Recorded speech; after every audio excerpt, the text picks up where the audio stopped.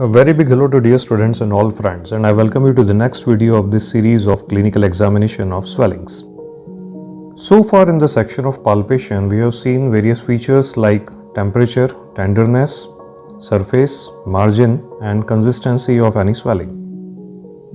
Now let's move ahead to one of the most interesting features of palpation of a swelling, that is fluctuation. Well, in a most straightforward way, I can say that a positive fluctuation means there is presence of some fluid inside the swelling. Now in terms of physics, anything which can flow will be a fluid, and liquid and gas both are fluids.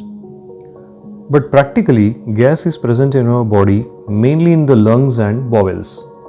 So most of the fluctuant swellings which we routinely get, they contain some kind of liquid, and here are some examples.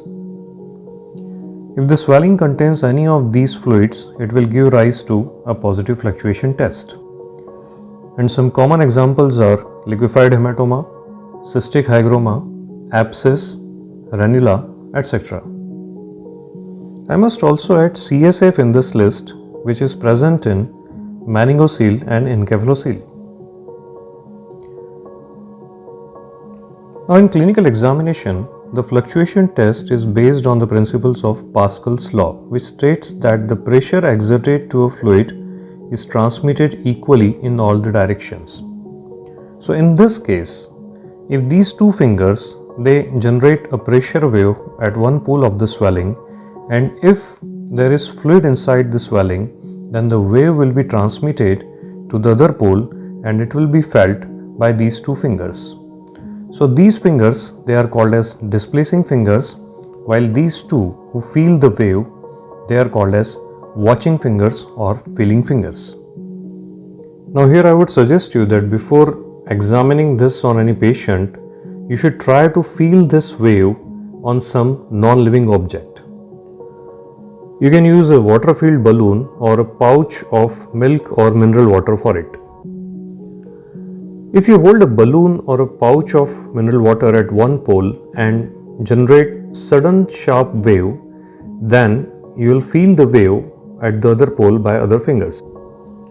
But remember that you don't have to press these fingers deeply, but instead of it, you have to make sudden sharp movements to generate pressure waves.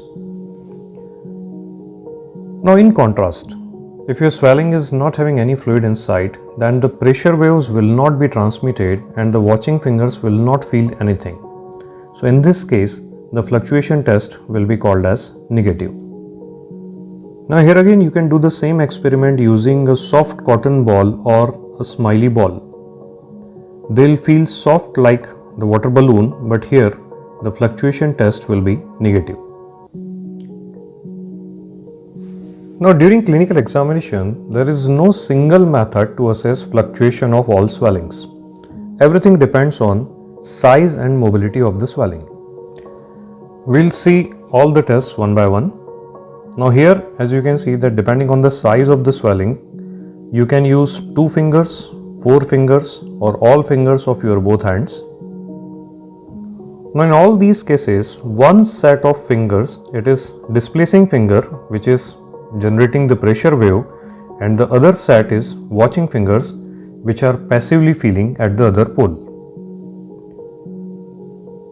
Fluctuation test cannot be performed on a mobile swelling, so it is quite essential to first fix it. Now as you can see here, thumb and index finger of one hand is fixing this mobile swelling, and index finger of other hand, it is generating the pressure wave on the pole. Now in this case, these two fingers are doing a double job because they are not only fixing this mobile swelling, but at the same time they are simultaneously feeling the pressure wave. Now interestingly, if your mobile swelling is quite small to accommodate this third finger, then you can replace it by some non-living object like pen or even a matchstick. Because the pressure wave can be generated by pressing the swelling by these objects also. And you have to keep your watching fingers steadily over here, and full concentration should be on perception of pressure waves. Now, if the swelling is so small that it can accommodate only one finger, then in such cases, Paget's test can be performed. Now, in this test, no pressure wave is generated, but the swelling is pressed in its center and then in its periphery to assess the difference in consistency. A cystic swelling means which contains fluid, it will feel softer in center than in periphery. While opposite to it, if your swelling is solid, then it will feel firmer in center and will be softer in periphery. But this test should be performed only in cases of very small swellings which are unable to accommodate even your second finger. If your swelling is in the vicinity of a muscle, say for example in the limbs, then you should make a habit of tasting the fluctuation test in both horizontal and vertical planes. Because sometimes a fleshy muscle may give rise to positive fluctuation test in a direction perpendicular to the direction of its fibers, but not along the direction of its fibers. So if you are getting a positive fluctuation test in this plane, then it can be because of swelling or because of muscle also. But a positive test in this plane is only because of the fluctuation generated by the swelling. So to avoid the confusion created by the fluctuation of the muscle, the test should be done in both the planes. Now let us see some interesting examples of false positive fluctuation test. That means there is no fluid inside the swelling, but still the test is positive. This can happen in case of very soft tumors like lipoma and myxoma, because our fat at body temperature behaves like a fluid, and that is why this type of fluctuation test is called as pseudo fluctuation. So in case of a pure lipoma, you will feel a positive fluctuation test, but there is no fluid inside. And if you will aspirate by a syringe and needle, there will be a dry tap. Now opposite to it are the conditions where the test is false negative. That means the fluid is present inside the swelling, but fluctuation test is negative. There can be several reasons for it, like if fluid is thick or it is under great tension, then in such cases the pressure wave will not be transmitted properly and the test will be negative. Here I must remind you what I had said at the end of my last video, that consistency of a cyst is variable and it depends on these two factors, thickness and tension of the fluid. So a cyst can be soft or firm or even hard, and terms like cystic consistency should be better avoided. The other reason for false negative test is if the swelling is quite large. So in such cases, the wave will be generated, but it will not be able to reach properly to watching fingers. And lastly, if the wall of swelling is thick and calcified, then even if there is fluid inside the swelling, the test will be negative. Now let's say a few words about the cross fluctuation test. Now it's same as the fluctuation test, but here there are two swellings across some anatomical barrier. And the secret is that both of these swellings are connected to each other. Here are some examples like compound palmar ganglion, plunging ranula, and iliopsoas abscess. Now let's take the example of compound palmar ganglion. In this case, there are two swellings, one in the palm and other near the wrist joint. They contain fluid and externally they look as two separate swellings. But the secret is that internally they are connected to each other. So by using the same principles, if you keep your displacing finger here to generate a pressure wave, it will be felt by the watching finger capped on the other swelling. And in such case, the cross fluctuation set will be said to be positive, which is suggestive of some connection between these two swellings.